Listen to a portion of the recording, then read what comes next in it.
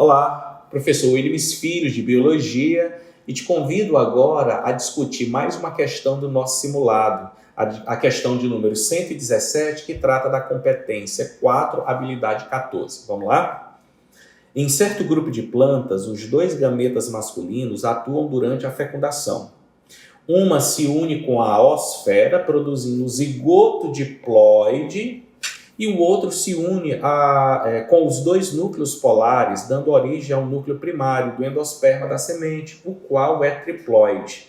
Perceba que o texto base traz algumas informações que são importantes. Primeiro, dupla fecundação, quando você observa as angiospermas, bem como um endosperma, que é um tecido que nutre ou que armazena reserva nutritiva, armazena material nutritivo, para a semente.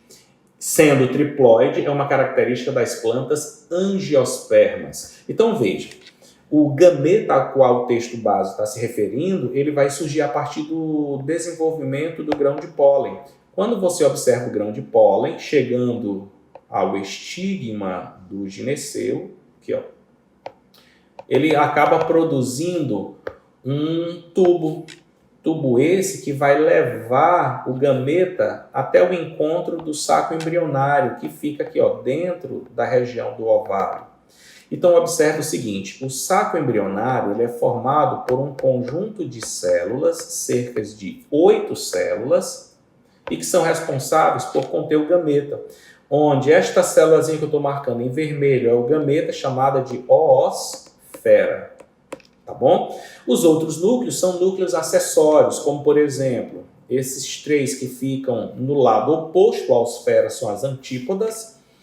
Os núcleos que ficam ao lado da oosfera são denominadas de sinérgides. E por fim, o que ficam no meio, que são as denominadas de núcleos polares. Como ele está se relacionando agora com a fecundação, e a gente trabalha com uma fecundação dupla, perceba um detalhe, esse grão de pólen, durante o crescimento do tubo polínico, ele acaba armazenando alguns núcleos que são importantes. Eu vou colocar aqui para vocês 3 núcleos. O primeiro núcleo é um núcleo vegetativo, que será eliminado. O segundo núcleo corresponde ao primeiro núcleo espermático e o segundo núcleo corresponde ao segundo núcleo espermático. O primeiro núcleo espermático e o segundo núcleo espermático são gametas. Daí, quando você observar, olha aqui no cantinho, quando você observar o primeiro núcleo espermático se juntando com a oosfera, quando você encontrar o primeiro núcleo espermático se juntando ou fecundando a oosfera,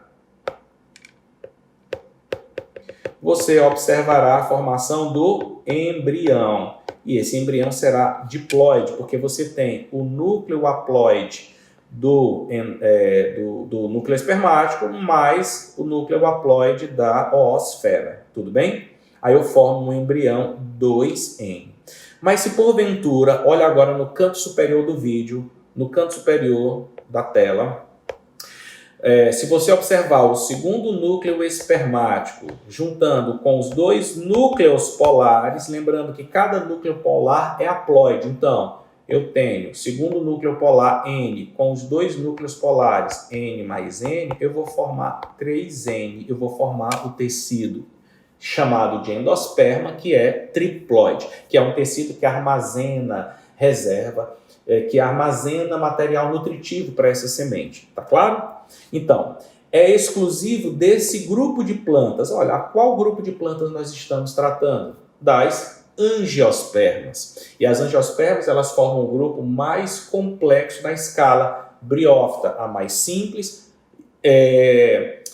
pteridófitas, formando o grupo de plantas que produz vasos condutores, gimnosperma, sendo o grupo de plantas que conquistam o ambiente terrestre, e para isso desenvolvem tubo polínico e semente, e por fim, as angiospermas, as mais complexas, contendo aí, além de tubo polínico e semente, produzindo flor e fruto, tá claro? Então, é exclusivo desse grupo de plantas. Presença de flores, sim. Presença de flores, letra A. Vamos ver por que as outras estão erradas. A ausência dos vasos condutores. Não, quem tem ausência de vaso condutor são as plantas pertencentes ao grupo das briófitas. Polinização pelo vento. Veja, a anemofilia é uma polinização feita pelo vento. E ela aparece tanto nas angiospermas quanto nas gimnospermas. Então está fora. Presença de semente. O primeiro grupo a produzir semente foram as gimnospermas. Então é uma característica de gimnosperma e angiosperma. Então está fora. E por fim, independência da água. A independência da água ela surgiu com as gimnospermas, à medida que esse grupo de planta alterou algumas estruturas reprodutivas. E uma delas foi a produção do tubo polínico, ou seja, na verdade, o desenvolvimento do grão de pólen e produção do tubo polínico. O tubo polínico em si aí leva o gameta, o núcleo espermático, até a osfera, o que traz independência da água. Tudo bem? Então, a resposta da questão de número 117 é a letra A.